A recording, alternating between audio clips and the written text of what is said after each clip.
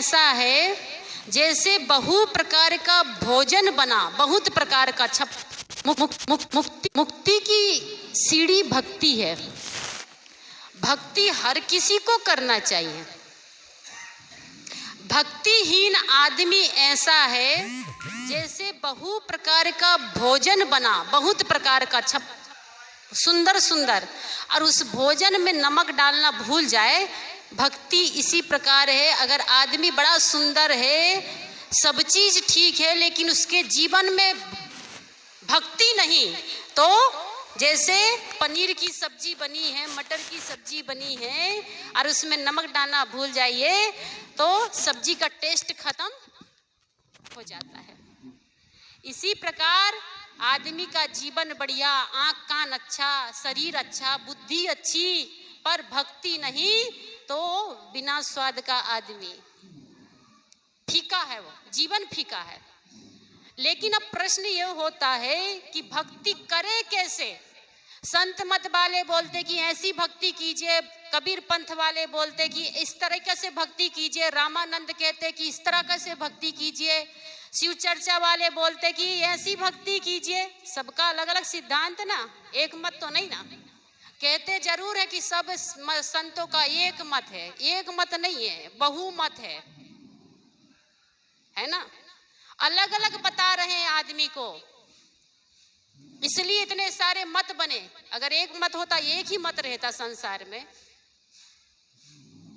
कुछ कहते कि राधे राधे कहिए, कुछ कहता है कि राम राम कहिए, कुछ कहता कि भगवत कराइए, तो कुछ कहता भागवत कराइए, कुछ कहता ध्यान कराइए, कुछ कहता सत्संग कराइए। आदमी सोच में बढ़ जाता, किधर जाए, इधर जाए कि इधर जाए। सबको फिर करने लगता, चलो आज भगवत करा लेते हैं, 6 महीना के बाद में ध्यान करा लेंगे, और फिर 2 महीना के बाद में सत्संग करा लेंगे। आदमी के मन में भ्रम हो गया ना कि वो फाइनल नहीं कर पाता आखिर किस प्रकार से करना चाहिए, फाइनली क्या है, असली क्या है। जैसे कि आदमी घर में गुसाई घर होता है ना, पूजा घर, तो उसमें सब भगवान की फोटो रखता, राम भगवान की भी, कृष्ण भगवान की भी, शंकर भगवान की भी। सोचता है कि कौन तो भगवान से फायदा होगा, इससे नहीं तो इससे, इससे नहीं तो इससे। दुर्गा जी की भी ले आया, 10 टका की लक्ष्मी जी मिलती, उसको भी ले आया, का इससे नहीं तो इससे फायदा होगा। एक में विश्वास नहीं है। मैं सुन रही थी कि गुरु के वचन में विश्वास होना चाहिए। जब हम संत मत में हो गए, कबीर पंथ में हो गए, तो गुरु के वचन में हमको विश्वास क्यों नहीं है? क्यों भटक रहे हैं तीर्थ में, व्रत में, उपवास में, पूजा में, पाठ में? गुरु के वचन के अनुसार भक्ति कीजिए ना। कैसी भक्ति करना चाहिए? मैं कबीर पंथ के अनुसार नहीं बता रही हूँ, न संत मत के अनुसार बता रही हूँ। रामचरितमानस जो सबका आदरणीय ग्रंथ है, सम्मानीय ग्रंथ है, मैं उसके अनुसार बता रही हूँ। कहूँ भक्ति पथ कौन प्रयासा, योग न जप तप मुख उपवासा। कहूँ भक्ति पथ कौन प्रयासा, भक्ति को पाने के लिए कौन सा प्रयास, भक्ति करने के लिए क्या प्रयास करना चाहिए ना? योग न जप तप तीर्थ उपवासा। ना शब्द आया, ना योग, ना जप, ना तप, ना तीर्थ, ना व्रत उपवासा। तब सरल स्वभाव न मन कुटलाई, यथा लाभ संतोष है। सरल स्वभाव न मन कुटलाई। भक्ति अगरबत्ती से नहीं होती, भक्ति दिया से नहीं होती, भक्ति रोटी दाल चावल त्यागने से नहीं होती। बहुत महिलाएं 9 दिन तक खाना ही नहीं खाएंगी, क्यों? क्योंकि भक्ति कर रहा है। किसकी? का देवी की भक्ति। एक लड़की एमए पास, और एमए पास लड़की मधेपुरा की, अभी दुर्गा पूजा के समय में उसके घर गई थी। यहाँ से लक्ष्मीपुर से जब गई तो मधेपुरा में रुकी। तो एमए पास लड़की व्रत रखी हुई थी, भोजन नहीं करती थी दिन भर में, शाम को अरबा खाती थी। यहाँ अरबा खाना व्रत में अच्छा माना जाता है। और हमारे यहाँ छत्तीसगढ़ में तो सब दिन लोग अरबा खाते, उसना तो खाते ही नहीं है, वो तो सब दिन व्रत ही हो गया उनका। सब दिन अरबा खाते हैं, उसना चावल नहीं चलता, अरबई चावल चलता है। तो वो लड़की व्रत की हुई थी, तो हमने कहा बाबू तुम व्रत क्यों की हो? प्रश्न किए उससे कि एमए पास है, समझदार है लड़की। हमने कहा तुम व्रत क्यों रखी हो, हमको भी बताओ। कहा व्रत रखने से देवी माँ खुश हो जाती है। व्रत क्यों रखते हैं हम लोग? ताकि दुर्गा माँ, देवी माँ खुश हो जाए, प्रसन्न हो जाए। तो अच्छा, हमने कहा है कि व्रत रखने से देवी माँ खुश हो जाती। कहा हाँ। खुश होकर क्या करती है? कहा खुश होने के बाद में हम जो मांगते हैं वो वरदान दे देती। तो हमने कहा देवी माँ कहते हैं, माँ शब्द है ना, दुर्गा माँ, देवी माँ, लक्ष्मी माँ, सरस्वती माँ, माँ शब्द है। और जो चीज माँ शब्द में लग गया वो माँ के तुल्य हो जाती है। और हम अगर माँ उसे कहते तो हम बच्चे हुए, सब संतान हुई उसकी, फिर सब बच्चे हुए ना। तो हम सब कौन है? दुर्गा माँ, देवी माँ के संतान हुए। हमने उस बेटी से कहा कि बाबू आपका बेटा है? कहा हाँ मेरा एक बच्चा है, 5 साल का बच्चा है। हम कहे आपको क्या कहता है? कहा मम्मी कहता है। पाश्चात्य सभ्यता है तो मम्मी तो कहेगा ही, माँ नहीं कहेगा, माँ में शर्म आता। और आजकल तो मॉम और डैड कहते हैं। आजकल के माँ बाप बच्चों को क्या सिखाते हैं? मम्मी पापा भी नहीं, माँ बाप भी नहीं, माता जी पिताजी भी नहीं, क्या कहते हैं? मॉम और डैड। मॉम का मतलब होता है जब आदमी मर जाता है तो उसको लकड़ी के बक्सा में केमिकल डाल के रखा जाता है, मरा हुआ आदमी को। उस बक्सा को, उस डेड बॉडी को मम कहते हैं, मम्मी। और डेड का मतलब होता है मरा हुआ, उसका डेड हो गया, उसका वो मर गया। डेड और मम मरा हुआ। तो हम जिंदा में ही माँ बाप को मॉम डेड करके बुलाते हैं। जाओ मम को दे दो, डेड को दे दो, ये क्या है? माता जी को दे दो, माँ जी को दे दो, पिताजी को दे दो ना। तो उस लड़की ने कहा कि मेरा एक छोटा बच्चा। हमने कहा बच्चे को चॉकलेट के लिए पैसा चाहिए होता है, कुरकुरे के लिए पैसा की जरूरत पड़ती है, बिस्किट के लिए बच्चे को पैसा की जरूरत पड़ती है, तो क्या करते हैं? बोले हमसे मांगते हैं कि मम्मी पैसा दो, 5 टका 10 टका। तब आप क्या करती हैं? कहा पर्स में से निकाल के दे देते हैं। हम कहे कि आपको कहना चाहिए बेटा दिन भर भूखे रहो तब 10 टका देंगे। भूखे रहने से आपको खुश रहना चाहिए। आपका बेटा दिन भर खाना ना खाए तो आपको खुशी होगी कि दुख होगा? आपका बेटा अगर दिन भर खाना ना खाए तो आप लोग खुश होंगे? कभी कोई माँ, कोई पिता खुश नहीं होगा कि मेरा बच्चा दिन भर भूखा है तो मैं खुश होंगी? नहीं हो सकता। पर हम जिसे देवी माँ कहते हैं, हम क्या सोचते हैं कि देवी माँ दिन भर हम खाना नहीं खाएंगे तो वो खुश होगी। वो खुश हो सकती? अपनी संतान को भूखा रख के क्या वो खुश हो सकती है? कभी नहीं। 4 वेद है, 6 शास्त्र है, 18 पुराण है। किसी में नहीं लिखा है कि दाल चावल सब्जी छोड़ देना, नहीं खाना व्रत है। किसी में नहीं लिखा है। रामचरित है, गीता है, भागवत है, किसी में नहीं लिखा है कि दाल चावल चोखा चटनी अचार छोड़ देना, भूखे रहना व्रत है। व्रत क्या है? बुरे कर्म को त्यागना व्रत है। काम को त्याग दीजिए, क्रोध को त्याग दीजिए, लोभ को त्याग दीजिए, ये व्रत है। व्रत मन से होता है, अंदर साफ होना चाहिए। बाहर खूब सफाई कर रहे हैं, अंदर में तो कचरा पड़ा हुआ है। बहुत स्तुति विनती करते हैं, बहुत ध्यान करते हैं, पर अंदर से छल कपट गया नहीं है, चुगली निंदा गई नहीं है, राग देश गया नहीं है, मन में विकार भरा हुआ है। स्तुति विनती करने से, ध्यान करने से क्या होगा? अगर हम स्तुति विनती ध्यान करते हैं तो सावधान हो जाइए, छल कपट मत कीजिए, नहीं तो सब बेकार। ईर्ष्या जलन मत कीजिए, राग देश मत कीजिए, ठगी बेईमानी मत कीजिए। इधर पाठ भी करते जा रहे, उधर सपाट भी करते जा रहे। आगे आगे पाँच, पीछे से सपाट, इधर से उठे तो वही हाल। तो रामचरितमानस में कहा गया, कहूँ भक्ति पथ कौन प्रयासा, योग न जप तप तीर्थ उपवासा।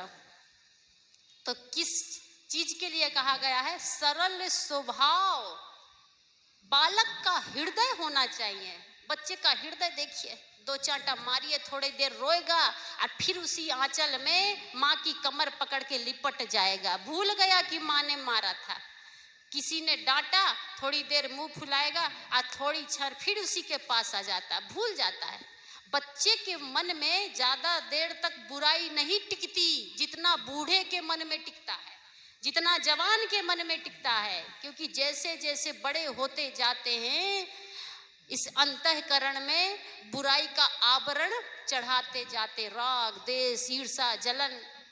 एक जगह मेरा प्रोग्राम था, अब सबसे बड़ा मेरा शरीर महिला घट है, तो एक तो पाप है, क्योंकि कई जगह ऐसा मंच में मुझे चढ़ने नहीं देते। एक महात्मा आए थे, कहा कि वो महिला जब मंच से उतरेगी, साध्वी बैठी, तब हम मंच में चढ़ेंगे, वो महिला है, हम मंच में नहीं जाएंगे। इतना तक विरोध होता है।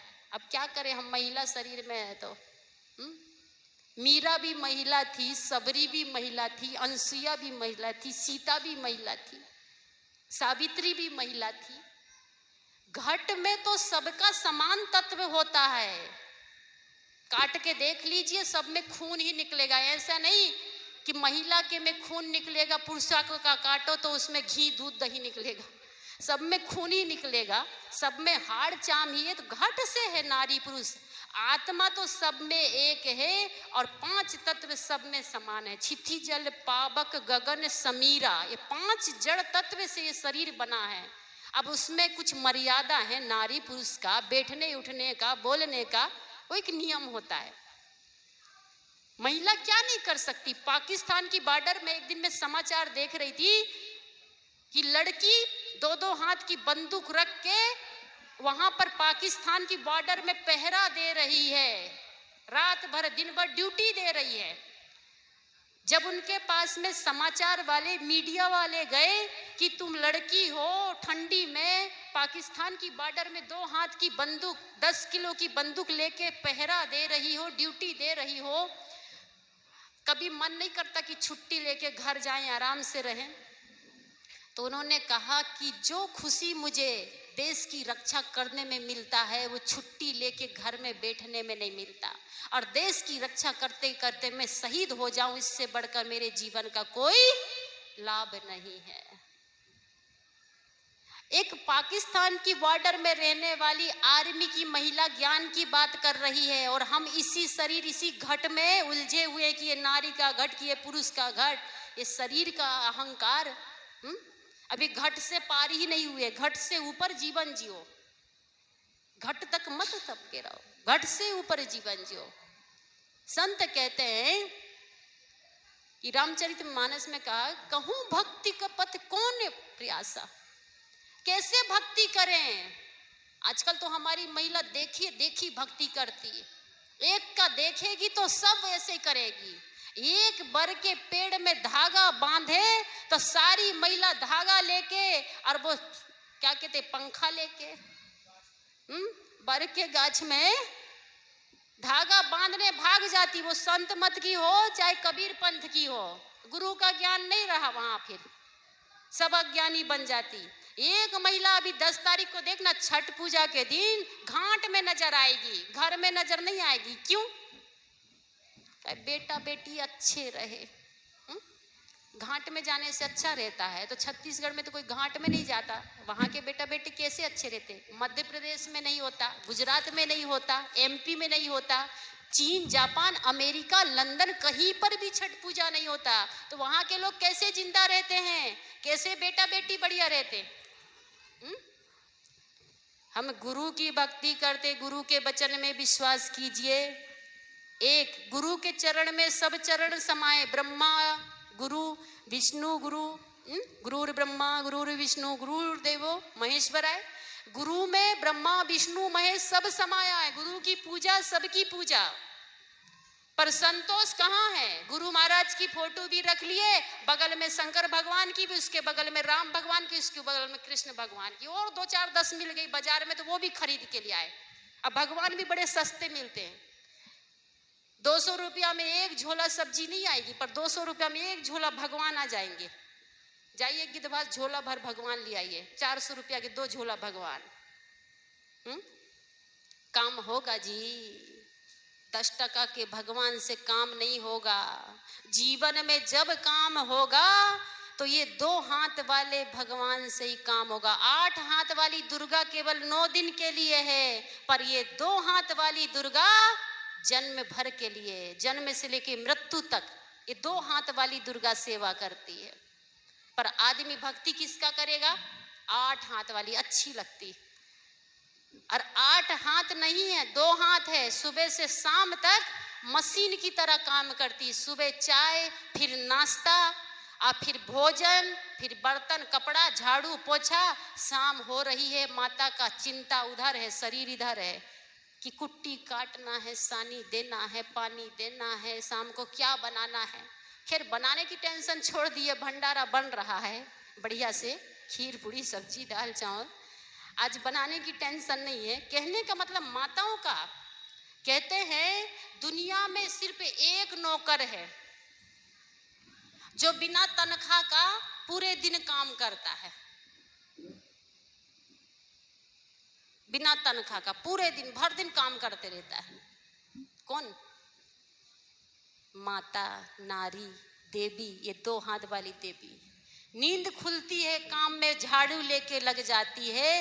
नींद शाम को सोते तक वो चिंता करती। कई बार तो सो के फिर याद आता है सोने के बाद में कि ओ बादाम भीगने के लिए नहीं दिए, कल घुगनी बनाना था। उठती है फिर बादाम भीगने देती।